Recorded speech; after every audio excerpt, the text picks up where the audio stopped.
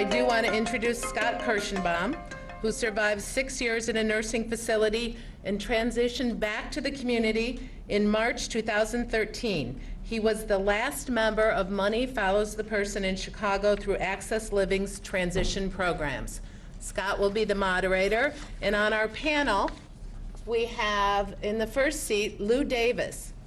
Lou was referred as a candidate for the Colbert Housing Program in 2014 and was successfully transitioned to the community. She celebrated her 1-year anniversary of living in her current apartment in 2015.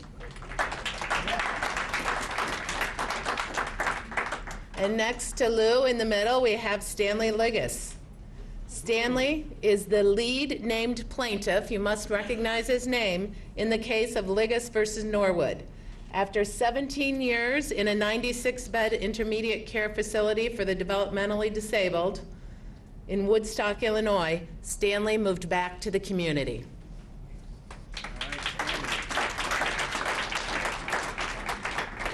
And our third panel member is Michael Grice. Michael survived 12 years in a nursing facility, over 3 stints, and transitioned back to the community in 2014 under the Colbert Consent Decree through Access Living and the Illini Care Transition Programs. What a great panel. We're looking forward to this discussion. I'm going to start, Michael, I'm going to start with you, okay? Thanks a lot, Scott. No problem. So tell us about the place where you live now. For example, how long have you lived there, and how did you find the place? I've lived in my current apartment for almost 2 years. I went through Access Living. At Access Living, they have a program called Stepping Stones.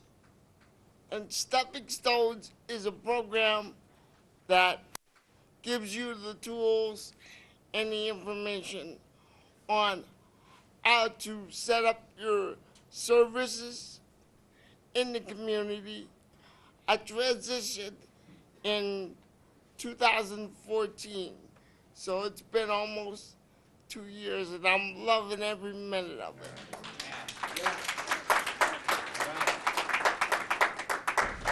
Stanley, do you want to answer that same question? Yes. Okay. My first question, my name is Stanley Liggis.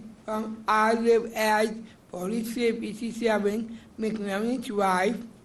At Drinko, Illinois. I moved into a sailor program in 2013.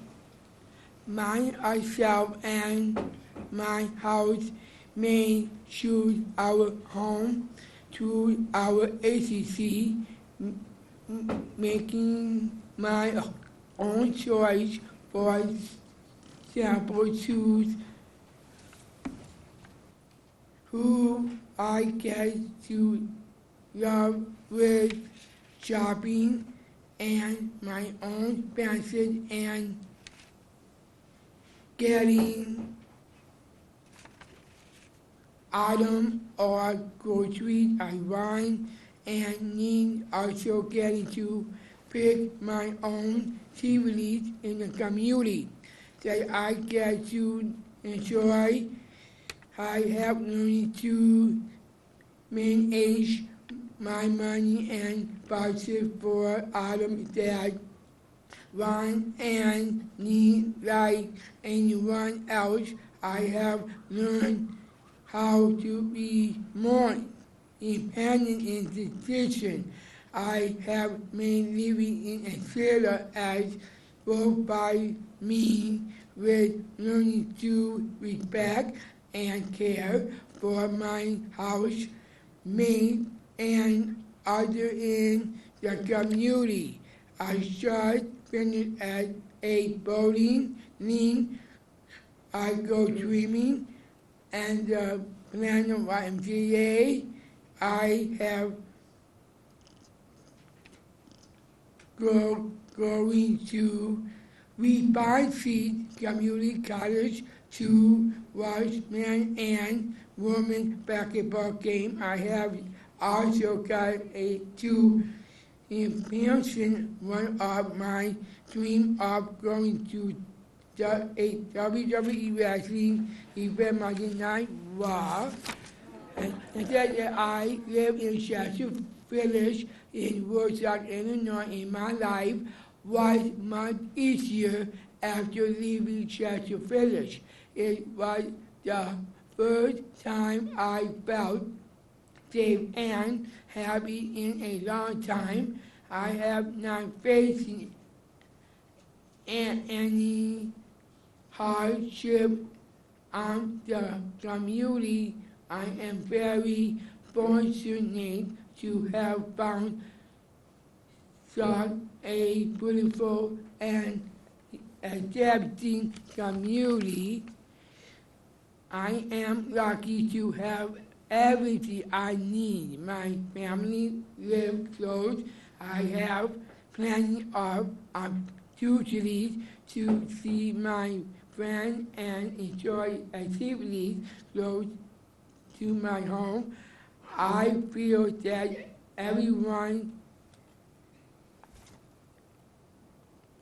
who arrived the right to carry an age than my own money. Arrived this right to vote to peer for themselves better health care.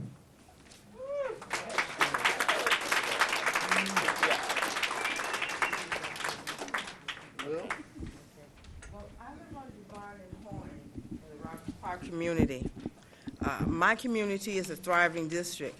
The building is a complex where I live, and the area where I live is comprised of many peoples from around the world. It's a multicultural area. There are folk from Pakistan, Iran, Iraq, Hyderabad, India, Poland, Americans, Africans, Latinos, Orientals, and African Americans, and many other roles, races, and cultures. I've lived there for approximately 14 plus months. I found my apartment via Williams Colbert with the help of the Threshold Bridge Central North Rise CST1 team headed by Emily Battle. If you will allow, I want to personally thank this team, handpicked by God. Without their help and support, I would not be here on today. And then finally, I want to thank Pam Martinez, who asked me if I wanted to be a part of this panel. Thank you.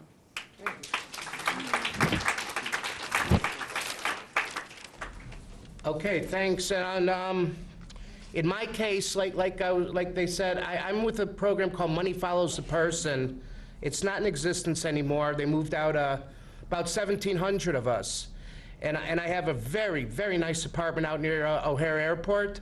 I've been out for 3 years as of March 31st. And I also teach some classes at Stepping Stones at Access Living. I teach some computer classes, and I do some mentoring, helping other people get out of nursing homes. And they gave me my life back. It's amazing. It's just amazing. So I'm just glad to be here with everybody. Thanks. All right, so the next question we have, and Lou, we'll start with you this time. What do you value most about living in the community? Well, what I value most is the peace that I feel and the progress that I see in the community. I came from the west side of Chicago, and on that particular side of town, there's too much drug dealing and gang banging on the streets. There is also hopelessness, fear, and poverty. So many people have accepted these negative factors as a way of life. But in Rogers Park, I see just the opposite. I see cultures who have come from third world countries and war-torn zones use this opportunity of being in America in a very positive way. Devon Avenue is comprised of multicultural restaurants and stores, shops, preschools, and other businesses. And I see women once deprived of the right to drive, proudly driving, taking their kids to school and other places. I see people with a zest for life and full of hope and expectation. They have an appreciation for being alive, for opportunity, for family. But more than these things, I see unity among the different cultures. Miracles happen among a unified people. Sadly, there is not much unity among the criminal element, and much too often there is not much unity among the lawful folks in the hood. I see people who appreciate their God. They are so devoted to their religions. They close their shops and take time out to pray and give thanks to God. I'm a Christian and wish we Christians did half of what I see doing in the Rogers Park community as far as the people honoring God. So I think that if Christians and the people in the hood took more time to appreciate God, I think things would be a whole lot better. Thank you. So, Michael, Stanley already answered that question earlier. So, Michael, what do you value most about living in the community? I value choices, being able to make my own choices. For many, many years, I was unable to make my own choices. Because when you're in a nursing home, you don't have a life. There is no life. But now I have a life. I live in a very diverse community. And I love Lakeview, the community I live in, because it's very diverse. And I've met some wonderful people in my community. And most of all, I can now make the changes that need to be made for people with disabilities and seniors. I'm big on policy. I'm a policy junkie, changing policies. And I can also visit my friends, my family. I can access different communities. I don't have people telling me where I can go, when I can go, and when I have to come back. I come back when I get ready to. So I really love that. I get to work with my colleagues at Access and at other organizations. And I really look forward to doing that on a day-to-day basis. A lot of my colleagues are here today that I know. And we've all been around the table and realized that we can make it better for everyone. Housing is a civil right. I cannot say that enough. I strongly believe, and I've advocated for the people that know me, everything that we do is a right, but it's a certain way we do it. We all know that the system is broken and it needs to be fixed. That's why we're here today. Thank you very much. Very good, very good. For me, sometimes it's the littlest things that you forget about when you've been in an institution, like turning off the light when you want to go to bed. If you have a roommate that likes to keep it on all night long, just a little thing like saying, hey, turning off the light, I'm going to sleep. Or opening the window maybe 2 inches to get some fresh air. You don't have to ask anyone's permission. These little tiny things that people take for granted, you totally lose all the privilege to do even things like that when you're in a nursing home, I'll tell you. And we try to give back to the community. Michael does it, and I've, through Access Living, like I've become a volunteer for the Disability Pride Parade. I don't know if anybody's aware of it, but it will be in July, I believe July 23rd, sir? Well, I will check that out, but everyone should attend it. It's a beautiful event. And I've gone down to Springfield. People should try to do that, go down and protest, because your government is tying up all kinds of money. There's $440 million at the CHA just waiting to be used for about 10 to 12,000 people for housing. I mean, it's sitting there. It's just sitting there. That's just something to consider. But I digress. Let's move on. Lou, what lessons have you learned about yourself based on your experience with housing in the community, living in the community? Well, one thing I've learned that it's okay to want better. And that does not make me a sellout, which is what I often hear in the hood. I have a right to want a better life. I've learned to set goals. Someone once asked, how do you build a house? The answer was brick by brick, and you climb upstairs one step at a time. Living in Rogers Park has taught me patience and fortitude, and has helped me to be true to myself. And I've learned that I am a scrapper, a fighter, and an aggressive competitor. And without pride, I really can say I am becoming a champion. Thank you. And since Stanley answered that earlier, so I will go to Michael with the same question.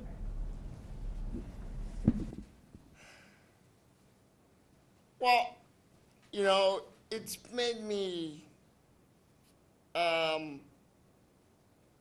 furious.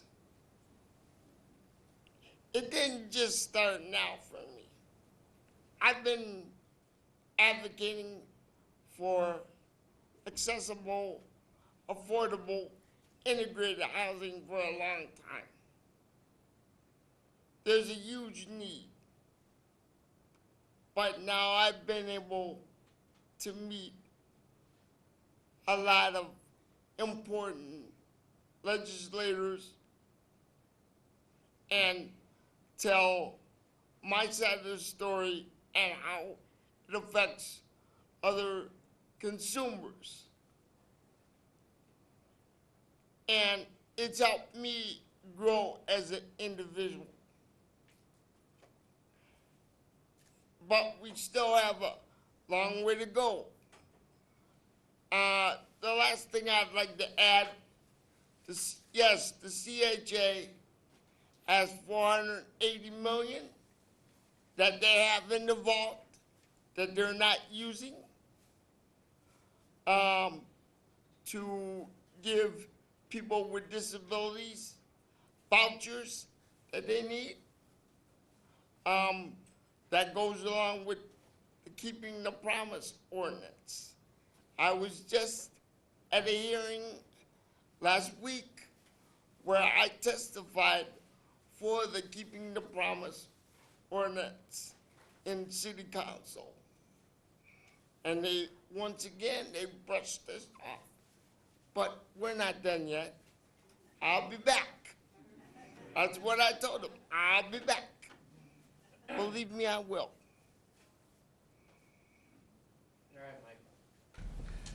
I'll be brief. The main lesson I've learned is that paying it forward is a good thing. It's fun. It's actually fun and useful. For example, if I'm helping anybody get out of a nursing home and transition back into the community, I feel like I've got some purpose there.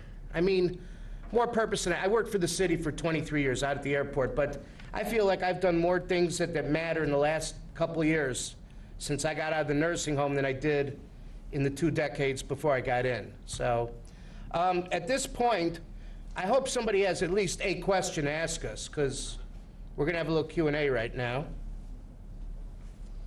All right, bring those questions right up here now. I see questions. Okay. We know that they're out there. Oh, okay, all right. Got some question. I'll start right now then. Michael, you want to take the first question right off the bat? All right. Okay, it's kind of has 2 parts here. How did you hear about the consent decree? How long did it take between the time you heard about it to the time you moved out? Well, I was in a nursing home at the time when I heard about the consent decree. And the process that I went through, I really bugged the social worker to do a referral to one of the managed care companies. I'm like, I've got to get out of here. And I'm going to get out. So please do this referral. That's where it all started. And then perhaps about maybe a month and a half later, one of the transitional specialists from Illini Care came out to the nursing home to do their referral. But let me back up. It started, the next process was the referral had to go to Access Living. And that's where I got involved with Stepping Stones. And after being involved in Stepping Stones, then that's when my transitional specialist came out to the nursing home to do her initial eval. And then I would go to Stepping Stones once every week to a different class. Stepping Stones is a 11 weeks class where every week there's a different topic. And I completed that, and then I was assigned to a housing locator. And the housing locator's responsibility is to ask you, what areas would you like to live in? And this housing locator works for Access Living. And I told him, I said, you know, I really would like to live in the North Side. That's my ultimate dream. And I thought when he came to me, like, maybe a couple months before my move, I thought he was joking. He's like, Mike, I found an apartment on the north side of Chicago that fits you well.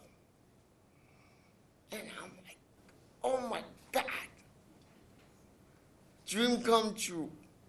And it is for me now, because I love my apartment. I have my own PAs that work for me 7 days a week, 8 hours a day. I can come and go when I please. It's nothing like having your own after being in an institution for over 12 years. It's nothing like freedom, being able to make your own choices. That's what I really love out of this whole entire deal.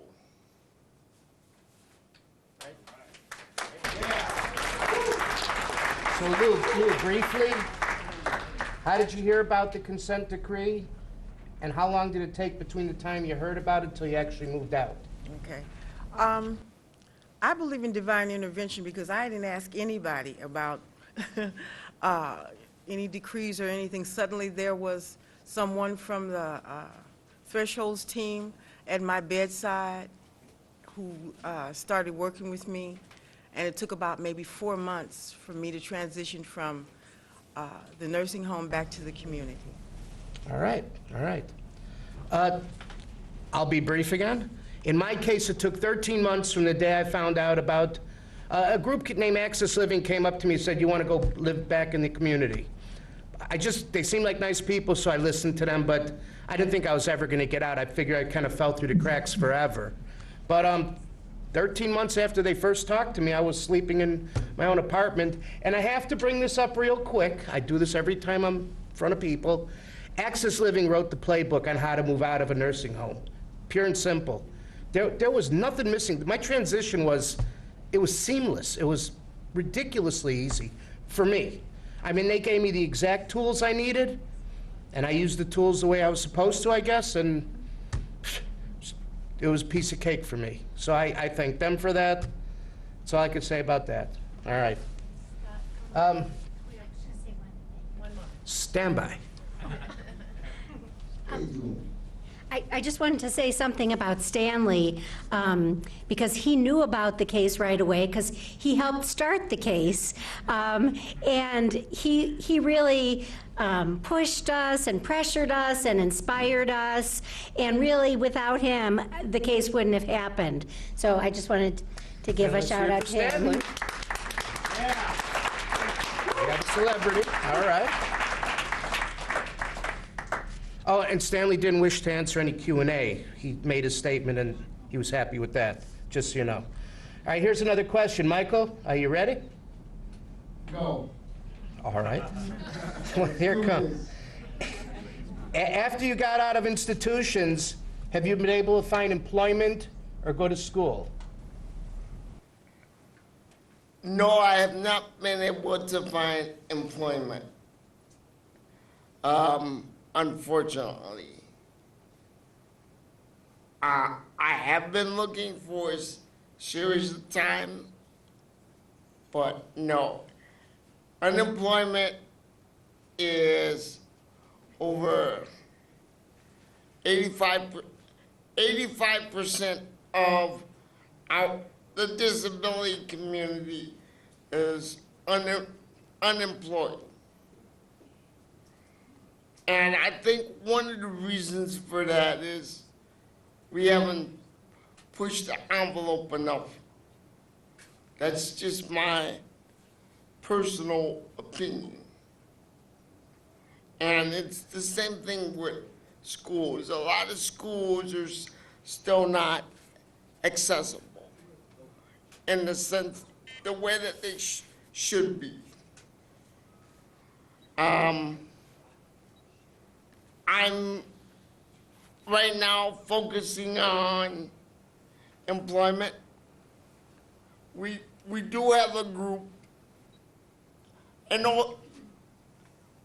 organization at Access Living that advocates for employment. And it's Disabled Americans Want Work Now. Yes. And you can get more information by contacting Access Living in regards to that particular group.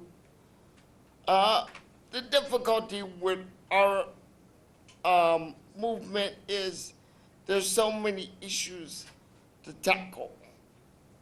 So we really have to choose which ones and how much time are we going to devote? That's the problem.